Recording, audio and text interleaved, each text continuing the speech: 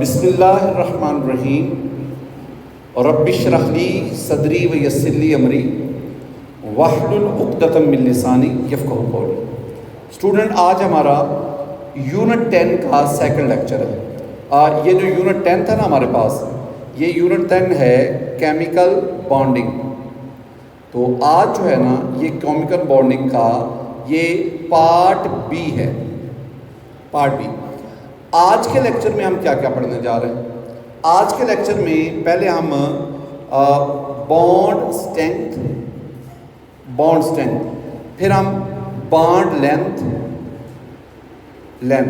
और फिर chemical bonds. When I से the chemical bonds it means ionic, covalent and coordinate covalent bond. उसके बाद ना थ्योरीज है जिसमें VSEPR वेस्पर थ्योरी, इसमें VBT और हाइब्रिडाइजेशन। बेटा जी मॉट आपके PMC में नहीं है, सिलेबस में नहीं है, आउटलाइन में नहीं है। और फिर लास्ट पे the most important is dipole movement. ये कुछ चीज़ें हैं जो आज के लेक्चर का हिस्सा होगा। मैं आगाज करता हूँ। Our first question is bond, strongest bond is, इनमें जो स्ट्रॉन्गेस्ट बॉन्ड है वो कौन सा है? मुझे ना आपको जो बात समझानी है ना वो है बॉन्ड एनर्जी। मैं इसको ना B.E लिखूंगा, बॉन्ड एनर्जी को। और ये जो बॉन्ड एनर्जी है ना इसको मैं बॉन्ड स्ट्रेंथ भी बोलूँगा, क्योंकि जितना बॉन्ड स्ट्रॉन्ग होता है उतनी बॉन्ड एनर्जी ज़्यादा होती है। और जब दो एटम के दरमियान बॉन्ड बनता है, एक एटम A है एक एटम B है, ये बॉन्ड बना, तो बॉन्ड बनते वक्त जो एनर्जी रिलीज होती है बनते वक्त, या बॉन्ड को तोड़ने के लिए जो एनर्जी अब्जॉर्ब होती है, हम उसे कहते हैं बॉन्ड एनर्जी। वहाँ वो कंडीशन लगा देता है कि आपने ना 1 मोल बॉन्ड्स को जो एक ही किस्म के उनको तोड़ना है तो उसके लिए कितनी एनर्जी वगैरह वगैरह, वो डेफिनेशन आप पढ़ लीजिएगा। मुझे ना नेक्स्ट जो चाहिए वो हैं, वो कौन से फैक्टर्स जो बॉन्ड एनर्जी को अफेक्ट करते हैं, बॉन्ड एनर्जी को। उसमें ना जो पहला फैक्टर है ना नंबर 1 पे, जो पहला और मेजर फैक्टर है वो है बॉन्ड आर्डर, जिसे मैं मल्टीप्लिसिटी भी कहता हूँ। Bond order, single bond order 1, double bond order 2, triple bond order 3। तो बॉन्ड आर्डर, ये पहली बात। मेरे बच्चे, अगर मैं बॉन्ड आर्डर की बात करूँ, कार्बन सिंगल बॉन्ड, मेरे पास carbon single bond, carbon double bond, carbon triple bond, ये ट्रिपल बॉन्ड आ गया। अब अगर आप इसमें बॉन्ड आर्डर की बात करो, इसका बॉन्ड आर्डर B.O 1, इसका बॉन्ड आर्डर B.O 2, इसका bond order B.O 3, bond order कह लो या मल्टीपल। अब आप इनकी एनर्जी देख लो, ये जो है ना इसको 348 किलोजॉल पर मोल खुद लिख लेना, ये 614,839। इसका मतलब क्या है कि जिसका बॉन्ड आर्डर ज़्यादा उसकी बॉन्ड एनर्जी भी ज़्यादा। इसको मैं यूं शो कर देता हूँ। तो अब बात क्या आ गई कि bond order that is directly proportional to bond energy. ये पहला मेरा होगी डिस्कशन, ठीक है। नंबर 2 पे दूसरी जो काम है ना वो वेरी सिंपल, कि वो है साइज ऑफ एटम्स, या मैं इसे कहूँगा एक और सेंस में भी बॉन्ड लेंथ। अब इसको देखते हैं। अगर आप साइज ऑफ एटम या बॉन्ड लेंथ की बात करते हैं ना, मेरे पास HF है, मेरे पास HCl है, मेरे पास HBr है, और मैं एग्जांपल लेता हूँ HI की, HI। ये मेरे पास ये 4 हाइड्रोजन हेलाइड्स हैं। इन सब में हाइड्रोजन तो सेम है ना, साइज सेम है। HF में फ्लोरीन का साइज छोटा साइज, HCl में क्लोरीन का साइज उससे बड़ा हो गया, HBr में ब्रोमीन का साइज क्लोरीन से भी बड़ा है, और HI में आयोडीन का साइज इन सब से बड़ा है। अब अगर आपने इनकी बॉन्ड लेंथ देखे ना, HF की बॉन्ड लेंथ कम, HCl की ज़्यादा, HBr की उससे ज़्यादा। जैसे जैसे एटॉमिक साइज बढ़ता है बॉन्ड लेंथ भी बढ़ती है। इसका मतलब है, और अगर साइज ऑफ एटम बढ़ता है तो बॉन्ड लेंथ बढ़ती है। जितना बॉन्ड बड़ा होता जाता है उसकी ताकत कम होती जाती है, यानी उसकी एनर्जी कम होती जाती है। तो ये इसके क्या आएगा, इन्वर्सली प्रोपोर्शनल। मैं उसको कहूँगा कि ये इन्वर्सली प्रोपोर्शनल बॉन्ड एनर्जी। तीसरी बात जो आपने ज़हन में रखनी, थर्ड पॉइंट बेटा जी ये है कि आपके पास ना हाइब्रिडाइजेशन है। मैं हाइब्रिडाइजेशन में एस करैक्टर की बात करता हूँ। अगर परसेंटेज एस करैक्टर ज़्यादा होगा तो बॉन्ड एनर्जी भी ज़्यादा होगी। ये इसके क्या आ गया, डायरेक्टली प्रोपोर्शनल। मसलन मेरे पास अगर sp है, sp2 है और sp3 है। अगर sp इसमें s करैक्टर है 50%, इसमें s करैक्टर है 33% और इसमें s करैक्टर है 25%। तो जितना s करैक्टर ज़्यादा है 50%, उतनी बॉन्ड एनर्जी ज़्यादा है। जैसे आप देख लो, इसमें कार्बन sp है, इसमें कार्बन sp2 है और इसमें कार्बन sp। एक और इम्पॉर्टेंट नुकता, उसको मैं साइड पे आपके साथ शेयर करता हूँ। वो है हमारे पास यहाँ पे नेक्स्ट पॉइंट पे नंबर ऑफ लोन पेयर। इसको हम देखते हैं नंबर 4 पे, नंबर ऑफ लोन पेयर या इलेक्ट्रॉनिक रिपल्शन। दोनों बातों को ये अपने ज़हन में बिठाना है।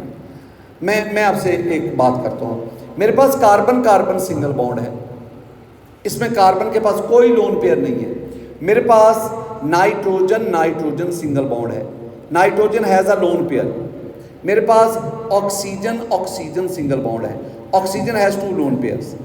मेरे पास फ्लोरीन बॉन्ड है, फ्लोरीन के पास ये 3 लोन पेयर्स। ये लोन, अगर आप ना इधर से यू मूव करो और मैं लोन पेयर की बात करूं, लोन पेयर की, तो इधर 0 है, इधर 1 है, इधर 2 है, इधर 3 है। और अगर मैं बॉन्ड एनर्जी की बात करूं मेरे बच्चे, बॉन्ड एनर्जी, तो सबसे स्ट्रॉन्ग बॉन्ड ये है, उससे वीक ये, फिर वीक ये, यानी बॉन्ड, मतलब कहना क्या चाहता हूँ, जितने लोन पेयर ज़्यादा होते जाते हैं उतनी बॉन्ड एनर्जी कम होती जाती है। तो lone pair, number of lone pair is inversely proportional to bond energy. क्यों? ये जो लोन पेयर होता है ना, देखो इसके ऊपर एक लोन पेयर ये स्पेस ऑक्यूपाई की, इधर ये लोन पेयर स्पेस ऑक्यूपाई की। अब क्या होगा, दोनों के लोन पेयर एक दूसरे को रिपेल करेंगे। रिपल्शन की वजह से ये जो बॉन्ड है ये वीक हो जाएगा, इसकी स्ट्रेंथ, इसकी एनर्जी कम हो जाएगी। जितने लोन पेयर बढ़ते जाएंगे उतनी रिपल्शन ज़्यादा होगी और रिपल्शन के बढ़ने से वो बॉन्ड वीक होता जाएगा। जी स्टूडेंट, एक और बात जो बहुत बहुत इंपॉर्टेंट है, और वो क्या है, polarity of bond is directly proportional to bond energy. जितना बॉन्ड ज़्यादा पोलर होगा उतनी उसकी बॉन्ड एनर्जी ज़्यादा होगी। ये मैंने ना कुछ पैरामीटर, कुछ फैक्टर आपके साथ डिस्कस किए।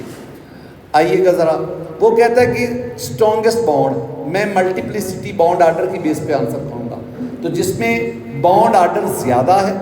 अब इसमें बॉन्ड आर्डर जो है ना वो 3 है, 3 ट्रिपल बॉन्ड है, तो इसकी बॉन्ड एनर्जी क्या होगी, ज़्यादा होगी, इसकी बॉन्ड स्ट्रेंथ ज़्यादा होगी, ये स्ट्रॉन्ग बॉन्ड होगा। Next, which one of the forming factor does not increase bond energy, यानी जिसकी वजह से स्मॉलर साइज, जितना साइज छोटा होता है बॉन्ड एनर्जी ज़्यादा होती है। अब बॉन्ड आर्डर अभी क्या है, बॉन्ड आर्डर बढ़ता जाएगा, बॉन्ड एनर्जी बढ़ती जाएगी, ये तो इंक्रीज कर रहा है। Electronegativity difference delta EN directly proportional to polarity of bond. और अभी मैं आपको बता चुका हूँ कि जितना बॉन्ड ज़्यादा पोलर होगा उतनी बॉन्ड एनर्जी भी ज़्यादा। यानी ये जो 3 फैक्टर हैं ये बॉन्ड एनर्जी को बढ़ाने का बायस बनते हैं। लेकिन ये जो 4th वन है, अगर बॉन्ड लेंथ ज़्यादा होगी तो बॉन्ड एनर्जी कम होगी। यानी हम कहते हैं कि bond energy is inversely proportional to bond strength. इस बात को ज़हन में रखना है। नेक्स्ट हम चलते हैं, मेरे पास है विच of the following molecule has greater bond energy.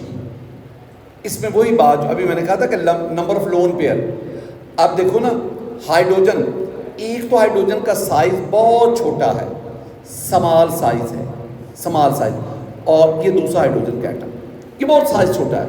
एक तो साइज बहुत छोटा है, स्मॉल साइज है, और दूसरा इसके पास कोई लोन पेयर नहीं, लिहाजा इसकी बॉन्ड एनर्जी कार्बन 431 या 413 है, बहुत ज़्यादा है।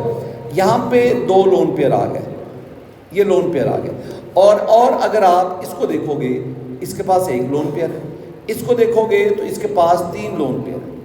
तो मैंने अभी कहा ना, अगर लोन पेयर बढ़ेंगे इलेक्ट्रॉनिक रिपल्शन बढ़ेगी, और इलेक्ट्रॉनिक रिपल्शन बॉन्ड को वीक कर देगी। तो इस केस में हमारे पास आंसर क्या आ गया? A. Which of the following molecule is most polar? Delta, मैं तीसरी दफा लिख रहा हूँ, delta E N is directly proportional to polarity of bond, या बॉन्ड पोलैरिटी जिसे हम कहते हैं, पोलैरिटी ऑफ बॉन्ड, या जिसे बॉन्ड पोलैरिटी कहते हैं। बेटा जी इसमें देखना, आप इन सब को देख लो। पहले आपके पास क्या है? क्लोरीन बॉन्ड क्लोरीन, क्लोरीन के इलेक्ट्रॉन एक्टिविटी 3.0, क्लोरीन के electron activity 3.0, delta EN electron activity difference लोगे 0। C F carbon fluorine, fluorine 4.0, carbon 2.5, 4.0 minus 2.5 and you have क्या आएगा? 1.5। तो आपके पास ये आ गया 1.5। आगे आ गया nitrogen fluorine NF, fluorine 4, nitrogen 3, difference कितना आ गया? 1। और oxygen fluorine, fluorine 4.0, oxygen 3.5, difference क्या आ गया? 0.5। अगर मैं कहूँ कि इन तीनों में किसका इलेक्ट्रॉन एक्टिविटी डिफरेंस ज़्यादा है, वो 1.5। इसका मतलब है कि कार्बन फ्लोरीन का जो बॉन्ड है ना, ये सबसे ज़्यादा पोलर है। और अगर मैं कहूँ सबसे कम पोलर कौन है, आई मीन नॉन पोलर कौन है, वो क्या है? Chlorine.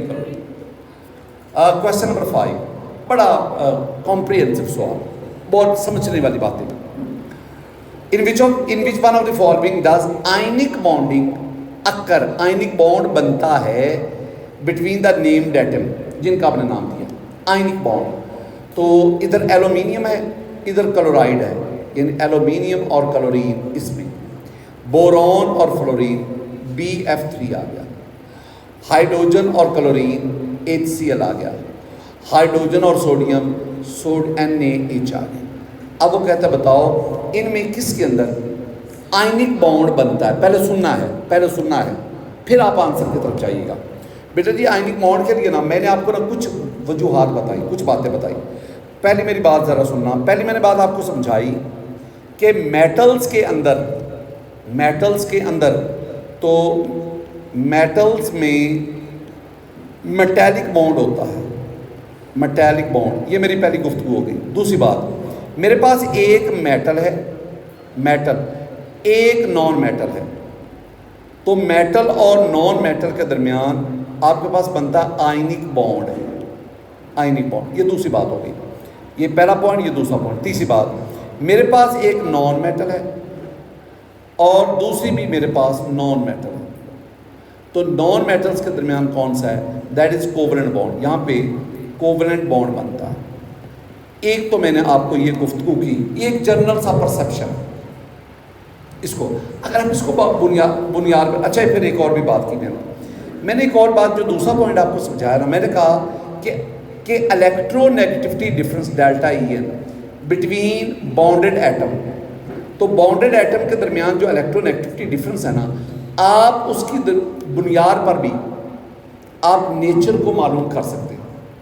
Electronegativity difference between bonded atom, तो बॉन्डेड एटम के दरमियान जो इलेक्ट्रोनेगेटिविटी, मैंने आपसे क्या कहा कि अगर डेल्टा EN इलेक्ट्रोनेगेटिविटी डिफरेंस, मैंने कहा आपसे कि अगर 0.00 से 0.4 होगा तो पोलर कोवलेंट बॉन्ड, ये कल पढ़ाया अगर याद हो तो, और अगर 0.4 से 1.7 तक हो नॉन पोलर।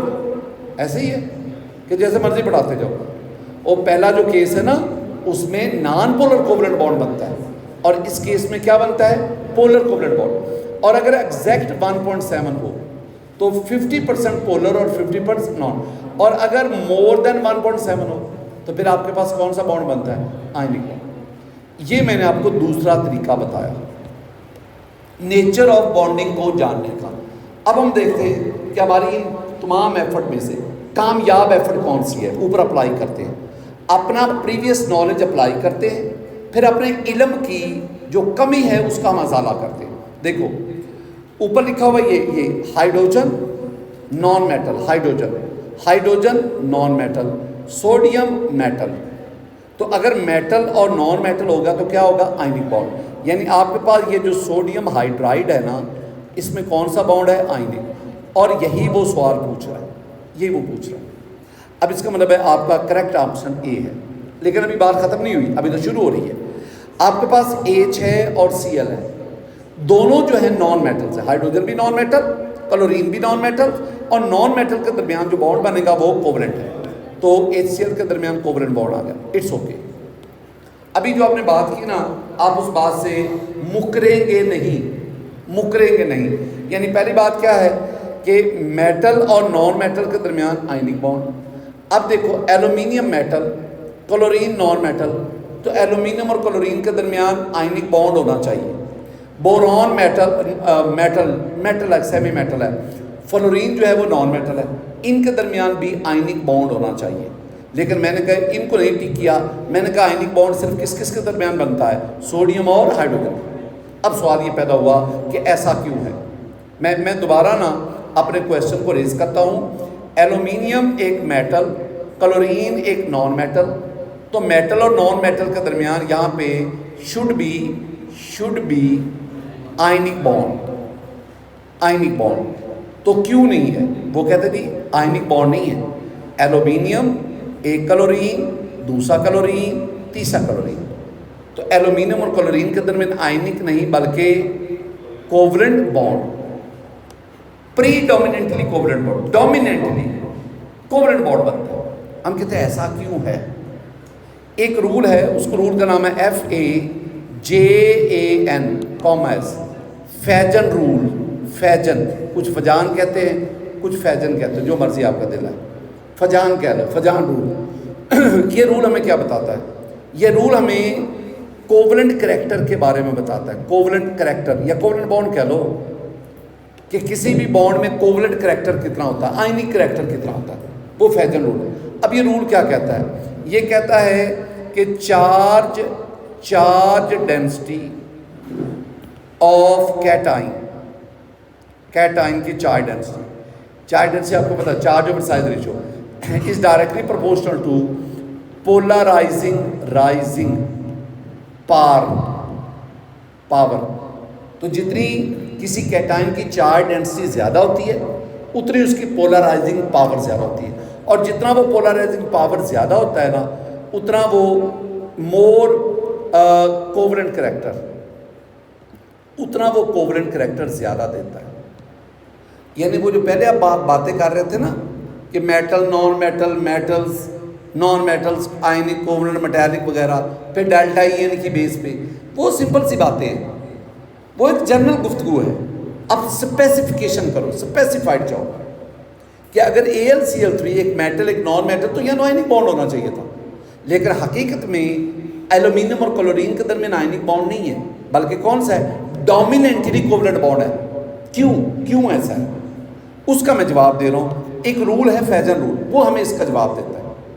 वो कहता है कि आपके पास ये जो एल्यूमिनियम है, पहले इसको ले लो, ये एल्यूमिनियम का कैटाइन है। एल्यूमिनियम का कैटाइन मेरे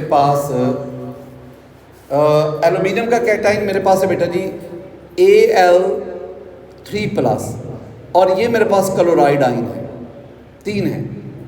अब मैं तो कहता हूँ इनमें metal non metal ionic bond होना बड़ा क्या है? ये जो एल्यूमिनियम का कैटाइन, इसकी चार्ज डेंसिटी बहुत ज़्यादा है। चार्ज डेंसिटी होती है मेरे बच्चे चार्ज ओवर साइज रेशियो। अगर आप एल्यूमिनियम को देखोगे ना, तो एल्यूमिनियम का ये कैटाइन है और ये आपके पास क्लोराइड आयन है, ये क्लोराइड है। अब ना मैं इसको ना, ये एल्यूमिनियम का Al3+, यानी इसके पास 3+ and it has very high charge density, बहुत ज़्यादा चार्ज डेंसिटी। कैसे? एक तो इसका साइज छोटा है और दूसरा इस पर चार्ज +3। जितना चार्ज ज़्यादा उतनी चार्ज डेंसिटी ज़्यादा, और साइज के इन्वर्सली प्रोपोर्शनल है। जितना साइज छोटा उतनी चार्ज, यानी साइज छोटा चार्ज ज़्यादा, ये दोनों इसके वेरी हाई चार्ज डेंसिटी का बायस बनता है। ये आपके पास ना क्लोराइड आयन है, इसके गिर्द ये बाहर इलेक्ट्रॉनिक क्लाउड है, क्लाउड। ये आयन सिमेट्रिकल है, symmetrical chloride ion symmetrical, uniform electronic density nucleus के गिर्द यूनिफॉर्मली डिस्ट्रीब्यूट है। ये अगर इसी तरह रहे तो ये चार्ज प्लस ये कैटायन, ये आयनिन के दरमियान आयनिक बॉन्ड बनेगा। लेकिन वो कहते हैं ऐसा नहीं होता। जो ही ये क्लोराइड आयन एल्यूमिनियम आयन की तरफ ये एक दूसरे की तरफ अप्रोच करते हैं, तो ये जो एल्यूमिनियम आयन है जिसकी चार्ज डेंसिटी बहुत ज़्यादा है, ये इसके इलेक्ट्रॉनिक क्लाउड को अपनी तरफ अट्रैक्ट करता है। पहले क्लोराइड आयन क्या था? सिमेट्रिकल था। अब जब इसने इलेक्ट्रॉनिक क्लाउड को अट्रैक्ट कर लिया, अब ये इस तरह बन गया, ये इस तरह, ये क्लोराइड आयन इस तरह बन गया, इसके सारे इलेक्ट्रॉन इस तरफ आ गए और न्यूक्लियस इस तरफ। ये पार्शियल पॉजिटिव हो गया, ये पार्शियल नेगेटिव। ये अब इसको कहते हैं ये डाइपोल बन गया, इसकी सिमेट्री यूनिफॉर्म नहीं रही। एल्यूमिनियम क्लोराइड का इससे इस शक्ल में आना, इसको कहते हैं पोलराइजेशन। पोलराइजेशन, पहले ये ऐसे था, सिमेट्रिकल था, अब ये इस शक्ल में आ गया, इसको कहते हैं पोलराइजेशन। इसमें पोलराइजेशन, ये पोलराइजेशन का प्रोसेस किसकी वजह से हुआ? एल्यूमिनियम आयन की वजह से। एक लफ्ज़ हम यूज़ करते हैं पोलराइजिंग पावर, पोलराइजिंग पावर। तो ये जो कैटाइन है ना, ये एनाइन को पोलराइज करता है। जितनी इसकी पोलराइजिंग पावर ज़्यादा होगी उतना इसको ज़्यादा पोलराइज करेगा, और जितना ये ज़्यादा पोलराइज होता जाएगा उतना इसमें कोवलेंट करैक्टर पैदा होता जाएगा। अब इन सब बातों को इकट्ठा करो। इकट्ठा किया तो क्या बना? इकट्ठा किया तो ये हमारे पास बना कि हमारे पास जो है ना, चूँकि एल्यूमिनियम का जो 3+ है उसकी चार्ज डेंसिटी बहुत ज़्यादा होती है, उसकी पोलराइजिंग पावर ज़्यादा होती है, और जिस कैटाइन की पोलराइजिंग पावर ज़्यादा होती है वो एन आयन के साथ आयनिक के बजाय कौन सा बॉन्ड बनाता है? अब दो बातें आ गई। मेरे पास है MgCl2, मेरे पास, बल्कि इसको छोड़ो, आपके पास है SnCl2, SnCl4, ये दो हैं। इसमें एक कोवलेंट कंपाउंड है, एक आयनिक कंपाउंड है। इन दोनों में से एक कोवलेंट है, एक आयनिक है। अब कोवलेंट कौन है, आयनिक कौन है? इसमें जो SN SN2+ है, इसमें जो SN है वो SN4+ है। दोनों के पास ClCl क्लोराइड दोनों के पास। अब जो SN4+ है ना, उसकी चार्ज ज़्यादा +4, उसका साइज छोटा, और ये दोनों फैक्टर में क्या बताते हैं कि SN4+ स्टैनिक, इसे कहते हैं स्टैनिक। ये जो स्टैनिक आयन है इसकी चार्ज डेंसिटी ज़्यादा है, और मैंने कहा कि जिस कैटायन की चार्ज डेंसिटी ज़्यादा होगी उसकी पोलराइजिंग पावर ज़्यादा होगी, जिसकी पोलराइजिंग पावर ज़्यादा होगी वो एन आयन के साथ कौन सा बॉन्ड बनाएगा? इसका मतलब है SnCl4 इसमें कोवलेंट बॉन्ड पाया जाता है और SnCl2 इसमें आयन। इस बात को ज़हन में रखना है। तो मैं आगे बढ़ता हूँ। मेरे पास एक क्वेश्चन आ गया, विच of the following groups of elements form ionic bond with each other. देखो ना, आयनिक बॉन्ड कौन बनाती हैं? एक तरफ आपके पास मेटल्स, दूसरी तरफ आपके पास नॉन मेटल्स। आप जानते हैं आप कि मेटल जो है ना, रोजाना मैं लिखता हूँ, metals have tendency to lose electron and they form the cation. ये तो मेटल्स कैटाइन बनाती हैं, कैटाइंस। और non metal they have tendency to gain electrons, मैं ये रोजाना लिखता हूँ, and they form the anions. Anion यानी metals, non metals form the non metals, they form the anions. Anions, ये आगे बात। अब ये जो कैटाइन बना और ये जो एनाइन बना, इन दोनों के दरमियान यहाँ पे आयनिक बॉन्ड पाया जाता है। ये हमारी ना बेसिक इंफॉर्मेशन है। अब वो ऊपर कहता है बताओ कौन सा ग्रुप है जो आयनिक बॉन्ड बनाती है, वो ग्रुप जिसमें मेटल्स और नॉन मेटल्स है। पहली जो कंडीशन है नंबर 1, पहली जो बात नंबर 1, जो फर्स्ट ए ग्रुप है जिसके आपके पास अल्कली मेटल्स है, first A group alkali metals, बेटा जी alkali metals they lose 1 electron and they form Na plus K plus Li plus Rb plus and so on. इनके काउंटर पार्ट, इनके बिल्कुल मद्दे मुकाबल हमारे पास है, इनके बिल्कुल मद्दे मुकाबल हमारे पास है 7th A ग्रुप जिन्हें हम हेलोजेंस कहते हैं, हेलोजेंस। अब हेलोजेंस क्या करती हैं, इनके पास ये लॉस ऑफ 1 इलेक्ट्रॉन, और ये क्या है गेन ऑफ 1 इलेक्ट्रॉन जो अल्कली मेटल है, और ये बनाएंगी फ्लोराइड, क्लोराइड, ब्रोमाइड और आयोडाइड, और इधर से सोडियम आइन, इधर से क्लोराइड आइन, दोनों मिलके क्या बना देंगे NaC। तो पहला ग्रुप किस ग्रुप के साथ मिलकर आयनिक बॉन्ड बनाता है, 7वें के साथ। अब दूसरा ग्रुप, ये दूसरी मेरी बात आ गई, 2nd A ग्रुप कौन है, अल्कलाइन अर्थ मेटल्स। अब ये क्या करेंगी, they lose 2 electron, loss of 2 electron and they form Be2 plus Mg2 plus Ca2 plus Sr2 plus and so on. अब इनके काउंटर पार्ट, इनके बिल्कुल मध्य मुकाबल मेरे पास है छठा ग्रुप 6A ग्रुप जिसे हम ऑक्सीजन फैमिली कहते हैं, ऑक्सीजन फैमिली। ये क्या करेंगे, ये ऑक्सीजन फैमिली गेन 2 इलेक्ट्रॉन्स, ये बन जाएगा O2 माइनस, ये बन जाएगा S2 minus and so on. अब इधर से Mg, इधर से O माइनस 2, ये बना देंगे MgO and this is the ionic compound. तो क्या हुआ, पहला ग्रुप 7वें के साथ, दूसरा ग्रुप छठे के साथ, ये आयनिक बॉन्ड बनाते हैं। आगे बढ़ो, विच of the following statement regarding covalent bond के बारे में कौन सी बात दुरुस्त नहीं है, गलत है। तो वो कहते जी कोवलेंट बॉन्ड के बारे में ना, पहली बात कोवलेंट बॉन्ड में electrons are shared between atom, yes, एक H है एक Cl है, इनके दरमियान ये शेयर्ड इलेक्ट्रॉन पेयर आता है जो कोवलेंट बॉन्ड का बायस बनता है। The bond is non directional, मैंने आपको एक दफ़ा बताया था कि ये जो आयनिक बॉन्ड होता है ना, ionic bond is non directional,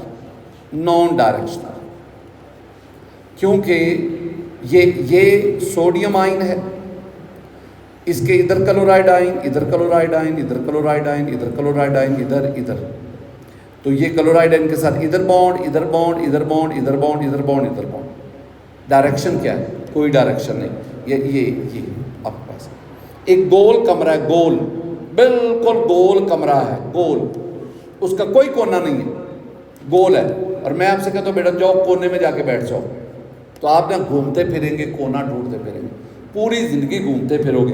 बिल्कुल इसी तरह आयनिक बॉन्ड की कोई डायरेक्शन नहीं होती, नॉन डायरेक्शनल। इसके बरक्स जो कोवलेंट बॉन्ड है ना, कोवलेंट बॉन्ड इज डायरेक्शनल। क्यों ये डायरेक्शनल है, क्यों, इसकी वजह क्या है, वो कहते हैं कि कोवलेंट बॉन्ड बनता है due to the overlapping of bonds, overlapping of orbitals, और ओवरलैपिंग ऑफ ऑर्बिटल्स की ओवरलैपिंग से बनता है। हर एक ऑर्बिटल एक स्पेसिफिक डायरेक्शन में पाया जाता है। ये इधर ये हो गया px, इधर ये हो गया py, इधर ये हो गया pc। px अपनी एक स्पेसिफिक डायरेक्शन, py स्पेसिफिक, इन दोनों के दरमियान 90 का एंगल। चूंकि ऑर्बिटल स्पेसिफिक डायरेक्शन में पाए जाते हैं, लिहाजा जब वो ओवरलैप करते हैं ना, तो जो मॉलिक्यूल बनता है उसमें जो वो स्पेसिफिक ज्योमेट्री रखता है, इसलिए हम कहते हैं कि कोवलेंट बॉन्ड क्या होता है, डायरेक्ट। बट मैं कहता हूँ ना, where there is exception there is MCQ, लेकिन ऐसा कोवलेंट बॉन्ड जो एस एस ऑर्बिटल की ओवरलैपिंग से बने, वो डायरेक्शनल नहीं होता, वो क्या होता है, नॉन डायरेक्शनल। मेरी बात को आप लोग पिक करेंगे। भला क्या कहा मैंने आपसे? ये कहा कि ionic bond non directional, covalent bond directional, लेकिन एक ऐसा कोवलेंट बॉन्ड जो एस एस ऑर्बिटल की ओवरलैपिंग से बने, मसलन हाइड्रोजन हाइड्रोजन, ये जो कोवलेंट बॉन्ड बना, ये इस हाइड्रोजन के एस, इस हाइड्रोजन के एस ऑर्बिटल की ओवरलैपिंग से बना है। तो ये कोवलेंट, लेकिन ये डायरेक्शनल नहीं है, बल्कि क्या है, नॉन डायरेक्शनल। क्यों? वेरी सिंपल सी बात। जब आपको मैं ऑर्बिटल्स पढ़ा रहा था एटॉमिक स्ट्रक्चर के टॉपिक में, और हमने पढ़ा था शेप्स ऑफ ऑर्बिटल, तो मैं एस पी डी उनके बारे में तीन बातें आपको समझाता था कि ये तीन बातें तो याद रखो ना। उसमें एस ऑर्बिटल के बारे में लिखा है they are spherically symmetrical but they are non directional. P और डी और एफ वो डायरेक्शनल होते हैं, ये फर्क था बात। नेक्स्ट आओ, ionic covalent and dative bond. Dative को हम कहते हैं कोऑर्डिनेट कोवलेंट बॉन्ड। तो वो कहता है कि ये तीनों बॉन्ड किस में मौजूद हैं? तीनों। बेटा जी CCl4 में सिर्फ कोवलेंट बॉन्ड है, कार्बन, क्लोरीन क्लोरीन क्लोरीन और एक ये क्लोरीन आ गया, ये तमाम जो है ना CCl4। Calcium chloride Ca2 plus calcium ion और क्लोराइड आइन, एक और क्लोराइड आइन, कैल्शियम क्लोराइड, इनके दरमियान कौन सा बॉन्ड है? आयनिक। ये आयनिक बॉन्ड आ गया, आयनिक बॉन्ड। नेक्स्ट, वाटर में तो आपको पता है ना OH और H, तो आपको पता है कि यहाँ पे कोवलेंट बॉन्ड आ गया, इट्स ओके। अब आ गया NH4Cl। जरा सुनना, NH4Cl, नाइट्रोजन और हाइड्रोजन हाइड्रोजन हाइड्रोजन। बेटा जी दिस इज द अमोनिया, ये अमोनिया आ गया। नाइट्रोजन के पास लोन पेयर है, ये अमोनिया आ गया। अमोनिया में 3 कोवलेंट बॉन्ड है, पहली बार कोवलेंट बॉन्ड। अब ये जो नाइट्रोजन अपने लोन पेयर देगा H पॉजिटिव को, ये बन जाएगा कोऑर्डिनेट कोवलेंट बॉन्ड, और वो जो H पॉजिटिव का पॉजिटिव है ना, वो इसके ऊपर चला जाएगा। अब ये सारा क्या बन गया? ये बन गया अमोनियम आइन, ये अमोनियम आइन बन गया। अब इसमें क्या आ गए? 3 कोवलेंट बॉन्ड, एक coordinate covalent bond. This one is the coordinate covalent bond, this is the dative bond between nitrogen and one of the hydrogen. अब ये बन गया अमोनियम आइन, अमोनियम। इधर आ गया क्लोराइड आइन Cl नेगेटिव। अब ये जो बॉन्ड बना ना अमोनियम और क्लोराइड आइन के दरमियान, this bond is ionic bond. अब आप गौर करो ना, मैंने आपको अमोनियम क्लोराइड में 3 किस्म के बॉन्ड गिनवा दिए। अमोनिया में कोवलेंट बॉन्ड, ये कोऑर्डिनेट कोवलेंट बॉन्ड, और क्लोराइड और अमोनियम आइन के दरमियान कौन सा आइन? तो हमारा आंसर आ गया ये बात, जिसमें वो स्पीशी जिसमें तीनों किस्म के बॉन्ड पाए जाते हैं।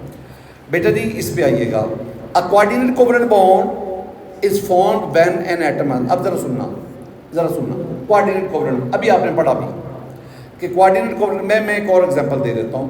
मेरे पास ये अमोनिया है, अमोनिया, और ये अगर आप अमोनिया में सेंट्रल एटम है नाइट्रोजन, नाइट्रोजन से पूछो तुम्हारा ऑक्टेट मुकम्मल है, वो कहता है यस। 2 इलेक्ट्रॉन ये, 2 यहाँ पे 4, 2 यहाँ 6 और 2 ये 8। अच्छा, इसके बाद ये मेरे पास आ गया BF3, यहाँ पे सेंट्रल एटम बोरॉन से पूछे क्या तुम्हारा ऑक्टेट मुकम्मल है, वो कहता है जी 2 4 6। बोरॉन BF3 पूरा मालिक्यूल, BF3 में central atom boron is in a deficiency of 2 electron, 2 electron की कमी का सामना है। अब ये अमोनिया के नाइट्रोजन के पास आएगा, रिक्वेस्ट करेगा मुझे 2 इलेक्ट्रॉन दे दो, तो फिर क्या होगा? ये नाइट्रोजन अपने 2 इलेक्ट्रॉन यहाँ देगा। अब इस अमोनिया का नाइट्रोजन उसने इलेक्ट्रॉन पेयर दिए, ये लोन पेयर डोनर है, लोन पेयर, और इसने लोन पेयर लिए, ये लोन पेयर एक्सेप्टर है, एक्सेप्टर। और यूं लोन पेयर डोनर इसके दरमियान ये बॉन्ड बना, जिसे आप कोऑर्डिनेट कोवलेंट बॉन्ड कहते हैं, हम इसे डेटिव बॉन्ड भी कहते हैं। डेटिव का मतलब होता है गिवर, देने वाला। तो देने वाला अमोनिया का नाइट्रोजन, बॉन्ड लेने वाला बोरॉन BF3 का बोरॉन, दोनों के दरमियान कोऑर्डिनेट कोवलेंट बॉन्ड बना। तो इसको अच्छा एक और बात, एक हमारे पास लीवस एसिड बेस कॉन्सेप्ट है। लीवस एसिड बेस कॉन्सेप्ट कहता है कि वो स्पीशीज जो लोन पेयर देती है उसे हम कहते हैं लीवस बेस, और वो स्पीशीज जो लोन पेयर लेती है उसे हम कहते हैं लीवस एसिड। यूं लोन पेयर डोनर एक्सेप्टर या लीवस एसिड बेस, उसके दरमियान क्या बन गया, कोऑर्डिनेट कोवलेंट बॉन्ड। एक बात याद रखिए, ये जो हम पढ़ते हैं ना lone pair, LONE lone pair, मैं इसको L और P इससे रिप्रेजेंट करता हूँ। बेटा जी आपकी जो फर्स्ट ईयर केमिस्ट्री है ना, इसमें लोन पेयर 4 जगहों पे इस्तेमाल होता है, 4 जगहों पे। नंबर 1 ये जो अभी हमने पढ़ा, बल्कि पीछे आप पढ़ के आए, हाइड्रोजन बॉन्ड, हाइड्रोजन बॉन्डिंग में लोन पेयर इन्वॉल्व है। फिर आप क्या पढ़ते हैं, अभी जो हमने पढ़ा dative bond, coordinate covalent bond, ये लोन पेयर की बदौलत होता है। हम पढ़ते हैं कि Lewis acid base concept, acid base concept, ये भी lone pair donor, lone pair acid base concept, ये भी lone pair donor, lone pair acceptor की बुनियाद पर होता है। और हम वेस्पर VSEPR, वेस्पर थ्योरी में जो शेप्स ऑफ मॉलिक्यूल्स पढ़ते हैं ना, that are also based on lone pair. तो फर्स्ट ईयर केमिस्ट्री में ये जो टर्म है लोन पेयर, ये आपके पास 4 जगहों पे, और भी कई जगहों पे होगी, मैं तो मेन कह रहा हूँ इसमें। तो आपके पास ये इसका आंसर आ गया D। आगे बढ़े, अब ना मेरे पास यहाँ पे बॉन्ड्स, केमिकल बॉन्ड ख़त्म हो गए, आयनिक कोवलेंट कोऑर्डिनेट, अब शुरू होंगी थीरीज। और पहले मैं VSEPR इसकी बात करता हूँ, वेस्पर थ्योरी, इसकी तरफ आते हैं। Which option show all the molecules with bond angle of 109। बेटा जी जब वो कहता है ना 109.5 डिग्री, तो इस बॉन्ड एंगल को हम कहते हैं टेट्राहेड्रल एंगल, टेट्राहेड्रल एंगल। और जिस ज्योमेट्री में ये एंगल पाया जाता है उस ज्योमेट्री को हम कहते हैं टेट्राहेड्रल भी कहते हैं, हम उसको टेट्राहेड्रॉन भी कहते हैं। हेड्रॉन, टेट्रा का मतलब होता है 4, और हेड्रॉन मीन कोने, 4 कोनों वाला। अच्छा अब ज़रा देखना, ये जो है ना पहले मेरे पास ये जो 2 है ना CCl4 और CH4, ये इसमें तो 109.5 डिग्री है क्योंकि दोनों आपके पास टेट्राहेड्रल ज्योमेट्री रखते हैं। लेकिन जो अमोनिया है इसमें एंगल 107.5 है, क्योंकि मैं अमोनिया की जो ज्योमेट्री है ना हमारे पास अमोनिया की, दैट इज़ ट्राइगोनल पिरामिड। ये सब की वैल्यू आपको आनी चाहिए। इसमें देखो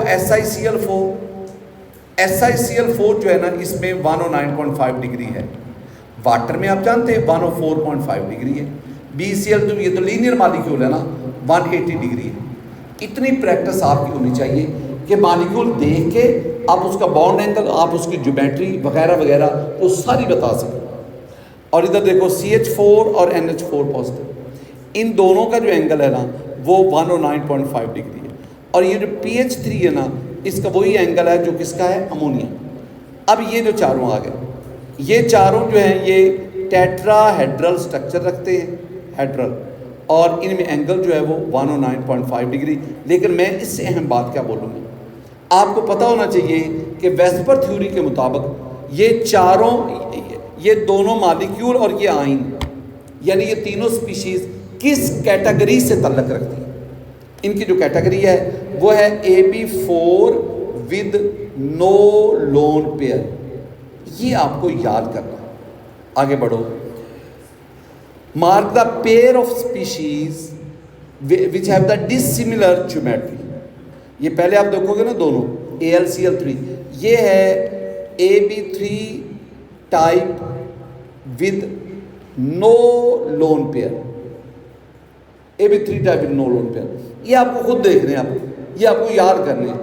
हमें वेस्पर थ्योरी तो पढ़ा रहे हैं ज़रा। अगर AB3 type with no lone pair होगा, एंगल 120 डिग्री का होगा, 120। और एंगल 120 के साथ साथ ना एक चीज़ आपने और देखनी, और वो है कि they have the triangular structure, triangular planar structure. अब दूसरी बात, ये दोनों SO2 SnCl2, ये भी AB3 टाइप है, but with one lone pair, एक लोन पेयर इनके पास, वन लोन पेयर। अब ये क्या होगा, इनका एंगल जो है ना वो लेस देन 120 होता है, और इनकी ज्योमेट्री जो है वो बेंट और एंगुलर होती है। ये इस तरह जैसे मैं लिख रहा हूँ ना, ये सारी बातें आपको याद होनी चाहिए, मेरे से ज़्यादा याद होनी चाहिए। मैं फिर भी किसी आयन और मालिक्यूल उसको छोड़ सकता हूँ, आपको सब कुछ आना चाहिए। और HDCl2 BeCl2 ये AB2 टाइप है, AB2 टाइप। इनका स्ट्रक्चर क्या है, इनका स्ट्रक्चर है लीनियर, एंगल कौन सा है 180 डिग्री। और अब आपके पास वो क्या है, ये वाला। अब ऊपर जो मैंने तीनों पढ़ाए हैं ना, ABC ऑप्शन, तीनों में जो स्पीशीज़ मौजूद है उनकी ज्योमेट्री सेम है, सिमिलर है। इसमें डिसिमिलर है, अमोनिया और है, वाटर और है।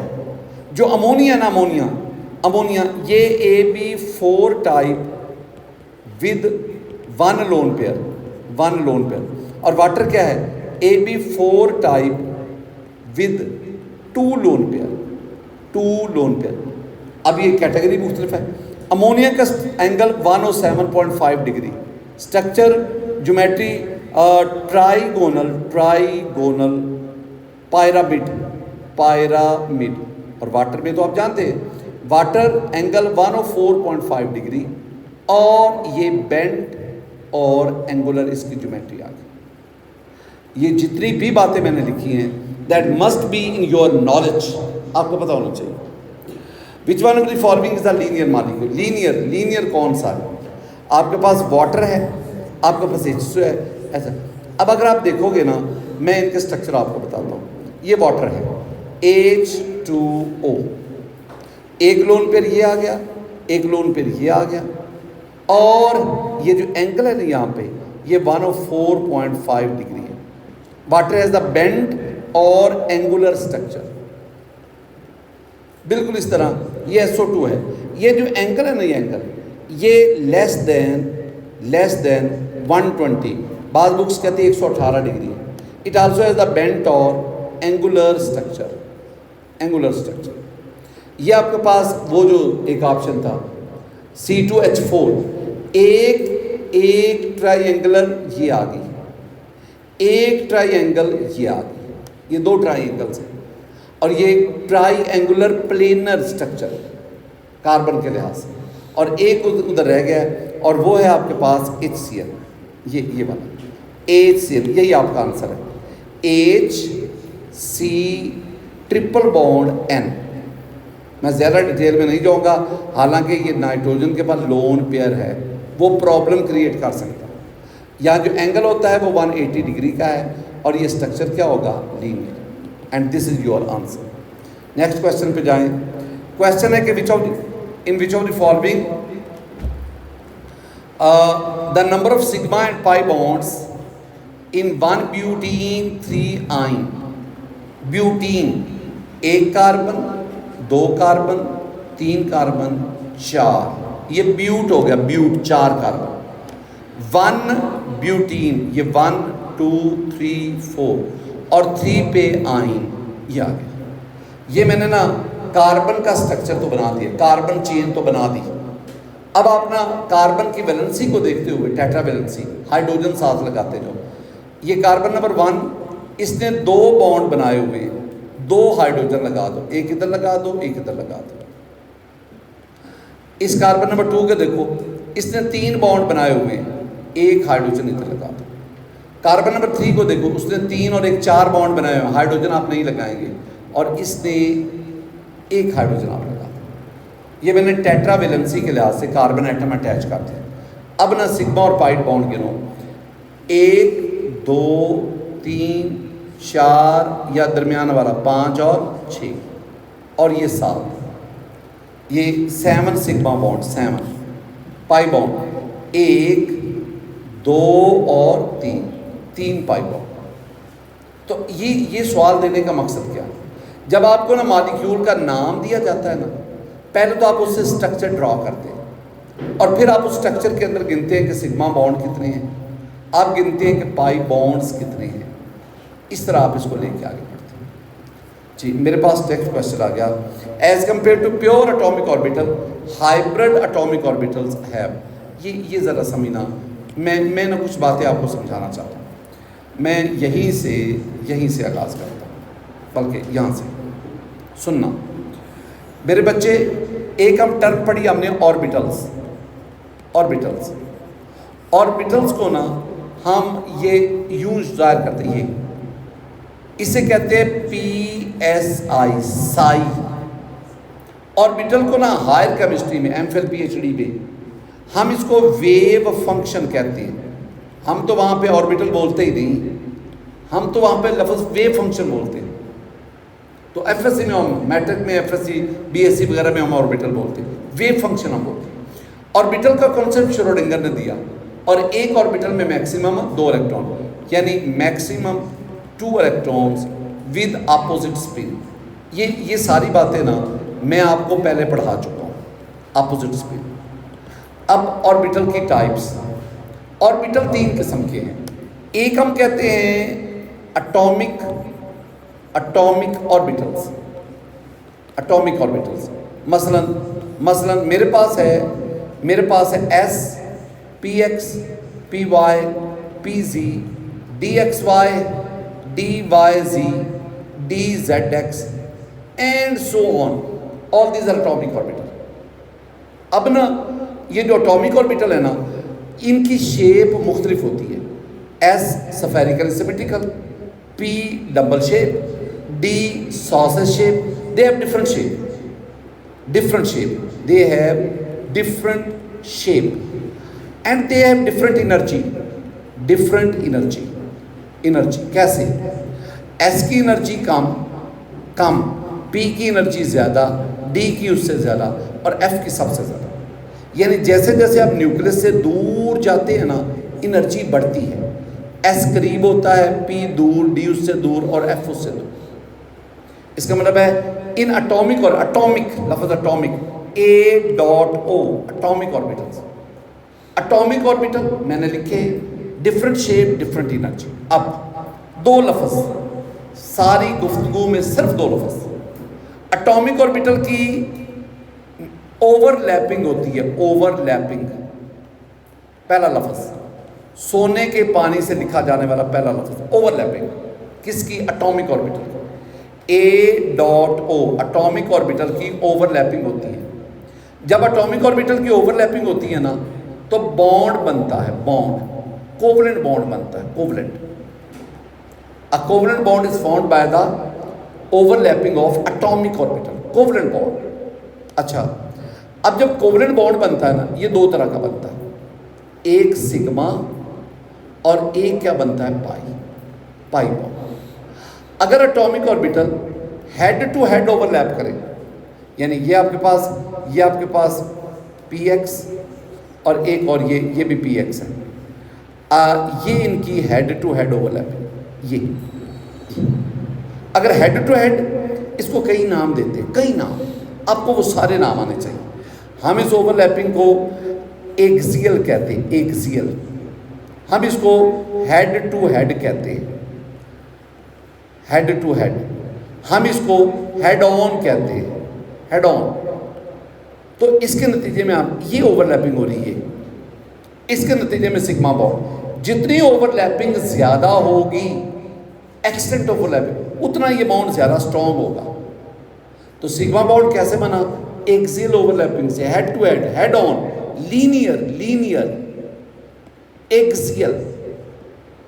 तो सिग्मा बॉन्ड 2 एटम के दरमियान जब भी पहला बॉन्ड बनेगा, सिग्मा बनेगा, पाई सिग्मा के बॉन्ड बने। Sigma bond is very strong bond. अगर स्ट्रॉन्ग है तो उसकी रिएक्टिविटी कम होगी।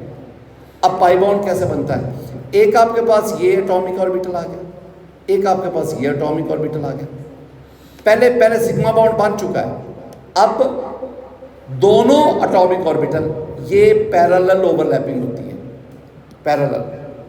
आप इसको पैरेलल कह लो, इसको साइड वे कह लो, ये पैरेलल। और पैरेलल ओवरलैपिंग से आपके पास क्या बना? लफ्ज़ क्या था? ओवरलैपिंग से क्या बना? Covalent bond. कोवलेंट बॉन्ड कितनी किस्म के बने? 2 किस्म के, एक सिग्मा बॉन्ड और एक पाई। सिग्मा कैसे बना, head to head, axial, linear, head on, सारे लफ्ज आपको आने चाहिए। Parallel, pi bond parallel overlapping से, sigma bond strong, pi bond weak, pi bond ज़्यादा फैला हुआ है, सिग्मा बॉन्ड कम फैला हुआ है, पाई बॉन्ड ज़्यादा रिएक्टिव, सिग्मा बॉन्ड कम रिएक्टिव, वगैरह वगैरह। दो बॉन्ड के दरमियान जब भी पहला बॉन्ड बनेगा सिग्मा बनेगा। ये सारी बातें आएगी। मुझे सिर्फ एक लफ्ज़ है जो आगे लेके जाना है, और वो लफ्ज़ क्या, ओवरलैपिंग, किन की, एटॉमिक ऑर्बिटल की। अब दूसरी बात मैंने जो कहा ना बी से, ये एक कहा, अब बी पे आ जाए, और वो है कि जब एटॉमिक ऑर्बिटल, एक बात मैंने अभी ना वो छोड़ी है, जब एटॉमिक ऑर्बिटल इंटरमिक्स होते हैं, इंटरमिक्स, ऊपर मैंने कहा ओवरलैप, अब लफ्ज़ क्या आ गया, इंटरमिक्स।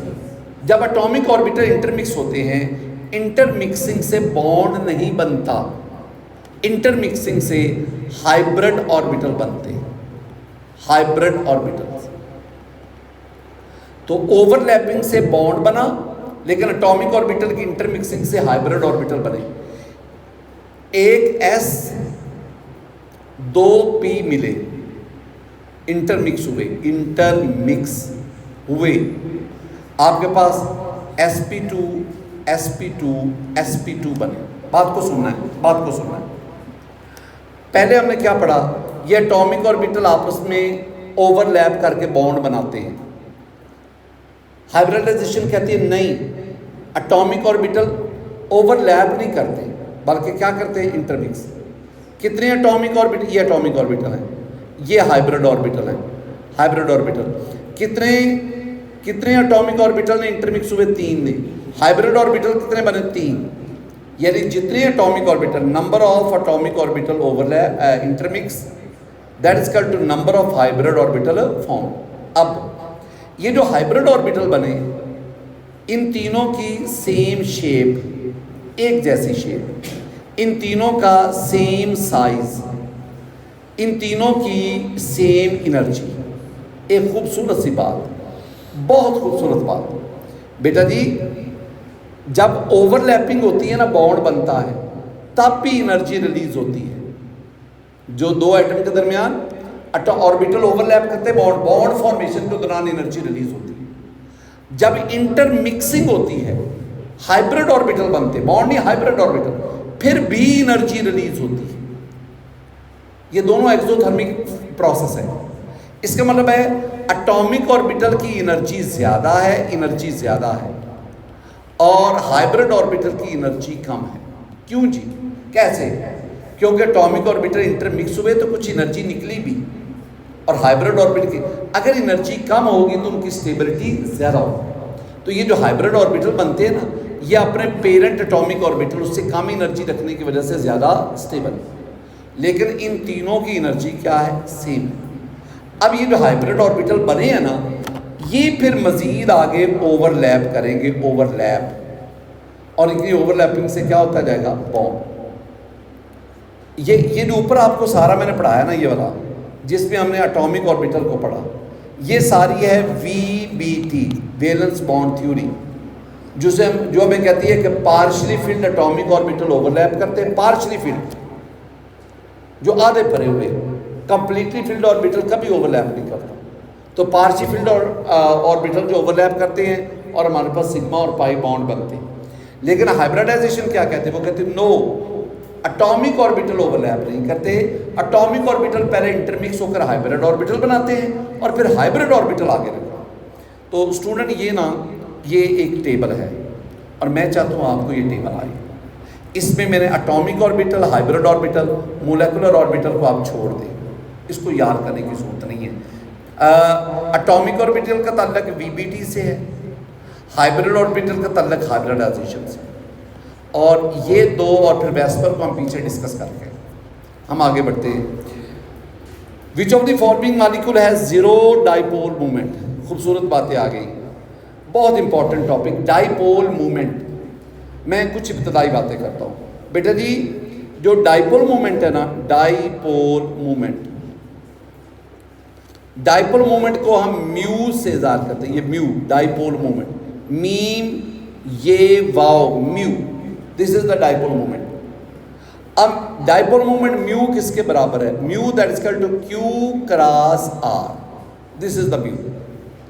अब क्या मतलब इसका? क्यू क्या है? That is the magnitude of charge, magnitude TUDE, magnitude of charge. और क्यू क्या है? Distance between centres. मैं सिर्फ डिस्टेंस ही कहूँगा। तो इन दोनों का जब भी मल्टीप्लिकेशन आती है तो हम लफ्ज़ बोलते हैं प्रोडक्ट। तो मैं क्या कहूँगा? म्यू यानी dipole moment is the product of magnitude of charge and distance. अब ना ये जो डाइपोल मोमेंट है इसके जो यूनिट्स है, दो हैं यूनिट्स। एक है सिस्टम इंटरनेशनल में और एक है कॉमन यूनिट। इन दोनों को आप देखो। अगर मैं सिस्टम इंटरनेशनल की बात करूं तो इसका यूनिट है metre coulomb, metre from distance and coulomb from charge. और इसका जो कॉमन यूनिट है दैट इज DEBYE, डिबाई, जिसको हम कैपिटल D से लिखेंगे। ये जो डिबाई की टर्म है ये फर्स्ट ईयर केमिस्ट्री में दो जगहों पे इस्तेमाल हो रही है। एक common unit of dipole moment और दूसरा dipole induced dipole forces are also called debye force. और एक और भी बात, 1 debye that is equal to 3.336 cross 10⁻³ coulomb, metre coulomb metre जो लिख देते कूलम मीटर। अब डिबाई छोटा यूनिट है डाइपोल मोमेंट का, और मीटर कूलम बड़ा यूनिट है, बहुत बड़ा यूनिट है। अच्छा, अब ना जो आपने याद करनी है बातें, मैं तो इसको यहीं पे छोड़ूंगा ना, जो आपने बातें याद करनी है, जो मैंने आपको बुक लगवाई हुई है। एक तो आपने फैक्टर्स पढ़ने हैं वहाँ पे कि वो कौन से फैक्टर्स हैं जो डाइपोल मोमेंट को अफेक्ट करते हैं, फैक्टर्स। दूसरी जो बात आपने पढ़नी है that is the applications, dipole moment की क्या क्या एप्लीकेशंस हैं। अगर आप ये 3-4 फैक्टर लिखे हुए, 2 एप्लीकेशन लिखी हुई, दोनों को आपने याद रखना। 2 एप्लीकेशन, पहली एप्लीकेशन है किसी मॉलिक्यूल के स्ट्रक्चर या ज्योमेट्री को मालूम करने में डाइपोल मोमेंट हमारी मदद करती है, और दूसरी जो एप्लीकेशन है वो है कि परसेंटेज आयनिक करैक्टर मालूम करने में डाइपोल मोमेंट हमारी मदद करती है। अब ये ना मेरे बच्चे, ये FSC है, इस सारे को पढ़ना है। या तो एंटी टेस्ट हो ना कोई 80-90 दिन का, फिर मैं एक चैप्टर को 4-4, 5-5 दिन दूँ, फिर मैं आपको एक बात समझाऊँ, लिखवाऊँ, उसके MCQ बताऊँ। लेकिन ये क्रैश कोर्स है, 24 दिनों में मुझे सारे का सारा सिलेबस ख़त्म करना है, वो जो आप 2 सालों में ख़त्म कर दें।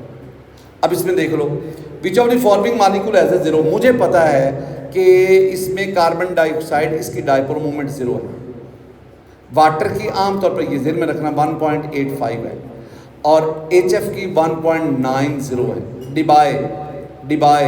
डिबाई और HBr की भी कोई 1.35 वगैरह के करीब है, ये खुद देख लें। तो अब एक मैं आपको एक नुक्ता समझाता हूँ, समझ आपको कोई नहीं आनी, लेकिन फिर भी चलो कोशिश करें, क्योंकि जितने आप ना मजनू होके बैठे हुए हैं ना बिल्कुल सोने के चक्कर में, तो उसमें ना सुनो, मैंने एक लफ्ज़ बोलता हूँ, मैं कहता हूँ जी डाइपोल मोमेंट, ये म्यू में जब लिखता हूँ dipole moment is directly proportional to polarity of molecule. मतलब अगर किसी भी मॉलिक्यूल की डाइपोल मोमेंट 0 होगी तो वो मॉलिक्यूल जो है नॉन पोलर होगा। ये मैंने गुफ्तगू की। अब अगली बात, मेरे पास ना बहुत सारे मॉलिक्यूल्स हैं। मेरे पास है CH4, मेरे पास है CCl4, SiCl4, ये है BF3,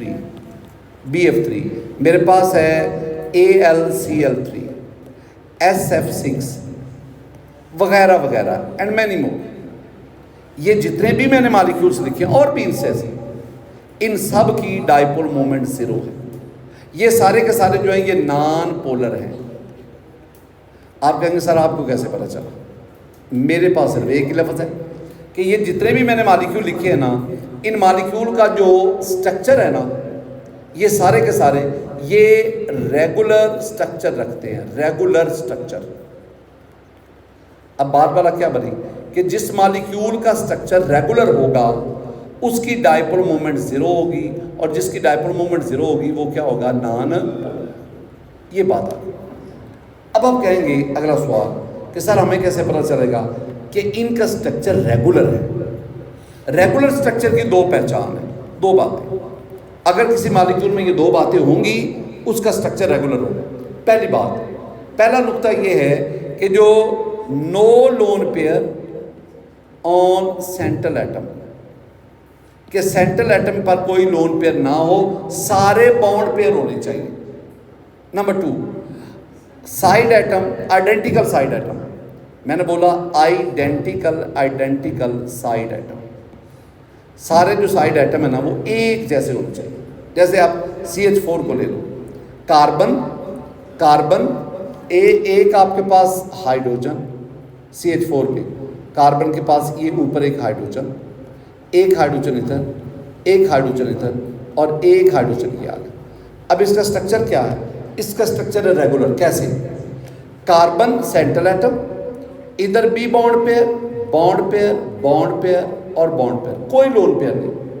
दूसरी बात, साइड एटम हाइड्रोजन, चारों साइड एटम एक जैसे।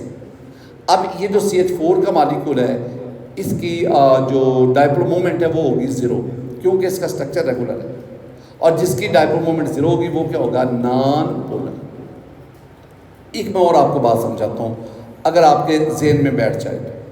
मैं ना कार्बन डाइऑक्साइड की बात करता हूँ और फिर मैं कार्बन मोनोऑक्साइड की तरफ आता हूँ। जो कार्बन डाइऑक्साइड है ना वो इस तरह है, C डबल बॉन्ड हो। नुक्ता समझना, मैं आपको क्या समझाता हूँ। मैं दो लफ्ज़ बोलूँगा, एक होता है बॉन्ड मूवमेंट, एक होता है डाइपोल मूवमेंट। हम इन दोनों लफ्ज़ों को समझना चाहते हैं। मेरे पास कार्बन डाइऑक्साइड का मॉलिक्यूल आ गया। अब कार्बन डाइऑक्साइड के इस मॉलिक्यूल में मैं ना इस मॉलिक्यूल की, ये मॉलिक्यूल है, मैं इस मॉलिक्यूल की डाइपोल मूवमेंट लेना चाहता हूँ। इसका मतलब है डाइपोल मूवमेंट की टर्म मॉलिक्यूल के साथ होती है, मॉलिक्यूल की डाइपोल मूवमेंट होती है। ये बात ज़हनों में बिठाओ। अब मैं इसकी डाइपोल मूवमेंट कैसे कैलकुलेट करूँ? वो कहते हैं जी आप ना, ये बॉन्ड है ना कार्बन ऑक्सीजन डबल बॉन्ड, आप इस बॉन्ड की बॉन्ड मूवमेंट लें। बॉन्ड मूवमेंट, मॉलिक्यूल की डाइपोल मूवमेंट होती है, मॉलिक्यूल की डाइपोल मूवमेंट होती है, डाइपोल मूवमेंट। और ये जो बॉन्ड है, बॉन्ड की बॉन्ड मूवमेंट होती है। तो आप इस बॉन्ड की बॉन्ड मूवमेंट मालूम करें तो वो आएगी 0.78 डिबाई। ये क्या है? 0.78 debye. This is the bond movement. इसकी भी बॉन्ड मूवमेंट निकालो, इसकी भी, वो भी वैसा ही बॉन्ड है, इसकी बॉन्ड मूवमेंट भी 0.78 डिबाई है। क्या है? Bond movement. दोबारा मुद्दा सुनना, मुद्दा क्या है? मेरे पास कार्बन डाइऑक्साइड का मॉलिक्यूल है, मैं उसकी डाइपोल मूवमेंट जानना चाहता हूँ। मैंने कहा डाइपोल मूवमेंट की टर्म मॉलिक्यूल के साथ है, तो ठीक है CO2 का डाइपोल मूवमेंट बताएं। कैसे? वो कहते हैं आप पहले इसमें जो बॉन्ड है उनकी बॉन्ड मूवमेंट निकालें। C डबल बॉन्ड हो, बॉन्ड मूवमेंट निकाली 0.78, दूसरे की 0.7, दो बॉन्ड मूवमेंट आ गई। अब अगर आप डाइपोल मूवमेंट लेना चाहते हैं ना तो उन बॉन्ड मूवमेंट का रिजल्टेंट वेक्टर ले लो। Dipole movement of a molecule is the resultant sum of vector of bond movement. अब आपने क्या करना है, ये बॉन्ड मूवमेंट 0.78, एक बॉडी पर दो फोर्सेस लग रही हैं जिनका मैग्नीट्यूड सेम है, डायरेक्शन अपोजिट है, एक दूसरे के इफेक्ट को कैंसिल करेंगी। यूं आपके पास जो डाइपोल मूवमेंट आएगी वो कितनी है? 0। अगर डाइपोल मूवमेंट 0 आ रही है तो इसका मतलब है carbon dioxide is non polar molecule. लेकिन एक फड्डा आ गया, कार्बन डाइऑक्साइड तो नॉन पोलर है, लेकिन फिर ये ऑक्सीजन के ऊपर पार्शियल नेगेटिव, हाइड्रोजन पे पार्शियल पॉजिटिव, इधर पार्शियल नेगेटिव, ये चार्जेस क्यों शो किए हुए? वो कहते हैं कि अजूरे वाला मॉलिक्यूल नॉन पोलर है, लेकिन इसके में जो बॉन्ड है ना, वो बॉन्ड तो नॉन पोलर नहीं है ना, बॉन्ड क्या है, पोलर है। तो कार्बन डाइऑक्साइड में जो बॉन्ड है कार्बन डबल बॉन्ड ऑक्सीजन वो पोलर है, लेकिन ओवरऑल मॉलिक्यूल क्या है, नॉन पोलर। अब आप कहेंगे जी हमें कैसे पता चलेगा बॉन्ड पोलर है? देखो बॉन्ड मूवमेंट की वैल्यू क्या है, 0.78। अगर बॉन्ड मूवमेंट की वैल्यू 0 होती तो बॉन्ड भी नॉन पोलर हो जाते, लेकिन अब बॉन्ड क्या है, पोलर है, लेकिन मॉलिक्यूल क्या है, नॉन पोलर। एक बहुत खूबसूरत, एक बार कार्बन मोनोऑक्साइड पे आना, स्ट्रक्चर। ये सवाल कार्बन मोनोऑक्साइड का जो अभी मैं आपको बातें 6-7 समझाऊंगा, ये मेरे बच्चे बहुत बहुत दफ़ा आ चुकी हैं। देखो कार्बन मोनोऑक्साइड में एक है कार्बन, कार्बन का ताल्लुक चौथे ग्रुप से है, 1 2 3 4। एक है ऑक्सीजन, ऑक्सीजन का ताल्लुक छठे ग्रुप से है, 1 2 3 4 5 और 6। ये जो अकेला इलेक्ट्रॉन है ना, इसे कहते हैं बॉन्डिंग इलेक्ट्रॉन। ये कोवलेंट बॉन्ड बनाता है, ये कोवलेंट बॉन्ड बनाने में ये जो है ना, इसे कहते हैं लोन पेयर, लोन पेयर या नॉन बॉन्डिंग इलेक्ट्रॉन, नॉन। और ये कोऑर्डिनेट कोवलेंट बॉन्ड बनाता है, जिसे मैं डेटिव बॉन्ड कहता हूँ, और ये डेटिव बॉन्ड बनाता है। ये इंफॉर्मेशन आई। अब जितने किसी एटम के पास बॉन्डिंग इलेक्ट्रॉन होते हैं ना, उतने वो कोवलेंट बॉन्ड बनाता है। अब दोनों एटम एक दूसरे की तरफ अप्रोच करते हैं। अब ऑक्सीजन के पास बॉन्डिंग इलेक्ट्रॉन 2 हैं, 1 और ये 2, और 2 लोन पेयर है, वो लोन पेयर तो उसके ऊपर है। अब चूंकि ऑक्सीजन 2 बॉन्डिंग इलेक्ट्रॉन लाता है ना, तो कार्बन भी फिर 2 लाएगा, 1 और 2, ये दोनों। बाकी ये जो दोनों इलेक्ट्रॉन है ना, ये कार्बन के ऊपर लोन पेयर की सूरत में आ जाएंगे। यूं दोनों कार्बन और ऑक्सीजन के दरमियान ये डबल बॉन्ड बना, ये डबल बॉन्ड ये बन गया, डबल कोवलेंट बॉन्ड बन गया। अब जब कोवलेंट बॉन्ड बन गया ना, तो अब आप ना ज़रा कार्बन से पूछे, ऑक्सीजन से पूछे, ऑक्सीजन से पूछे क्या तुम्हारा ऑक्टेट मुकम्मल है? वो कहेगा जी 2 4 6 8 मेरा ऑक्टेट मुकम्मल है। अब कार्बन से पूछे तुम्हारा ऑक्टेट मुकम्मल है, कार्बन क्या करेगा, ये 2 4 6, कार्बन कहता नहीं 2 लेस देन ऑक्टेट, मुझे 2 इलेक्ट्रॉन चाहिए। अब कार्बन जो है वो इलेक्ट्रॉन चाहता है, इलेक्ट्रॉन एक्सेप्ट करना चाहता है। जो ऑक्सीजन उसके बाद लोन पेयर है, अब ऑक्सीजन क्या करेगा, अपना लोन पेयर यहाँ इन्वेस्ट करेगा। जब लोन पेयर बॉन्डिंग में इन्वॉल्व होता है, that bond is called coordinate covalent bond. अब ये क्या हुआ भला, जब वो लोन पेयर यहाँ पे आ गया, ये आ गया, अब ये यहाँ से खत्म हो गया। अब ऑक्सीजन के पास कितने इलेक्ट्रॉन हैं, 2 4 6 8। कार्बन के पास कितने हैं, 2 4 6 8। दोनों का ऑक्टेट क्या होगा, मुकम्मल। लेकिन अब कार्बन और oxygen 2 covalent bond, 1 coordinate covalent bond, total bond order इसका हो गया 3 बॉन्ड बन गया। अब ऑक्सीजन के पास 1 लोन पेयर रह गया, कार्बन के पास भी। अब एक बहुत इंटरेस्टिंग, उन बच्चों के लिए जो इल्म से मोहब्बत करते हैं, जिसको नहीं ना पता पुता, उसको कोई नहीं, इससे इंटरेस्टिंग कोई नहीं। ऑक्सीजन की इलेक्ट्रोनेगेटिविटी 3.5 होती है, इलेक्ट्रोनेगेटिविटी। कार्बन की, यहाँ पे कार्बन sp हाइब्रिडाइज्ड है, sp हाइब्रिडाइज्ड, और कार्बन कल आपको पढ़ाया, अगर कार्बन sp हाइब्रिडाइज्ड होगा तो ये 2.9 होगा ना। आप राउंड ऑफ करके क्या कर लो, 3। किसकी इलेक्ट्रोनेगेटिविटी ज़्यादा है, कार्बन की या ऑक्सीजन की? ऑक्सीजन की। जिसकी इलेक्ट्रोनेगेटिविटी ज़्यादा होती है उस पर पार्शियल नेगेटिव आता है, लेकिन इसमें मैंने क्या लगा दिया, पार्शियल पॉजिटिव। और कार्बन की इलेक्ट्रोनेगेटिविटी कम है, इसमें तो पार्शियल पॉजिटिव आना चाहिए था, लेकिन मैंने क्या लगा दिया, पार्शियल। यानी आपने उन तमाम बेसिक रूल्स को ही मैंने रौंद के रख दिया। इसकी रीज़न है, उसकी रीज़न ये है, यहाँ इलेक्ट्रोनेगेटिविटी उतना डोमिनेटिंग फैक्टर नहीं है जितना ये लोन पेयर था, ये वाला, ये लोन पेयर 2 इलेक्ट्रॉन, ये दोनों इलेक्ट्रॉन किसने दिए थे, ऑक्सीजन ने। जब ये इलेक्ट्रॉन यहाँ आ गए ना, तो अब 1 इलेक्ट्रॉन पर कार्बन ने कब्जा कर दिया, वो ऑक्सीजन का इलेक्ट्रॉन था, इलेक्ट्रॉन पे नेगेटिव चार्ज है। वो इलेक्ट्रॉन कार्बन की तरफ जाने की वजह से, नेगेटिव इलेक्ट्रॉन जाने की वजह से कार्बन पर कम इलेक्ट्रोनेगेटिविटी होने के बावजूद कौन सा चार्ज आ गया, नेगेटिव। एक और चीज़, अगर आप कार्बन मोनोऑक्साइड CO इसकी डाइपोल मोमेंट लेना, तो वो आती है 0.112 dBi। अगर कार्बन डाइऑक्साइड की तरह अगर 0 आती तो मैंने कहना था नॉन पोलर। लेकिन ज़ीरो तो नहीं है, थोड़ी सी वैल्यू तो है ना। तो we will say that carbon monoxide is